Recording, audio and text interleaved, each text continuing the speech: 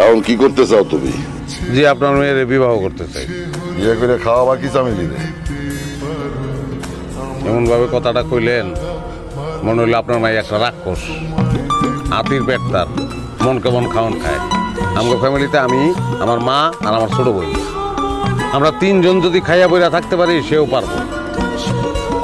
আপনি দিয়া দেন চামিলিরে। কি দিয়ে দেবো? চামিলিরে আমার স্ত্রী হিসেবে দিয়ে দিবেন। দেখেন খাওয়াইতে পারবো কিনা, পড়াইতে পারবো কিনা সেই কথা আমি বলতে চাই না, একটা কথা আমি গ্যারান্টি দিয়ে আপনার বলতে চাই, আমি আরো কষ্ট দেবো না, দিয়ে দেন। আপনি দিয়ে দেন ওরে। ছাড়ো তো, ছাড়ো ছাড়ো। ফেলে দিছেন না? হ্যাঁ,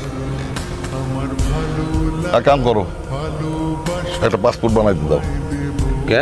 তোমার বিদেশে পাঠা দেই, খরচাপাতি নিয়ে চিন্তা করো না। আমি বিদেশ যাবো এটা আপনার কেটা কইছে? বিদেশে না গিয়ে করবাটা কি?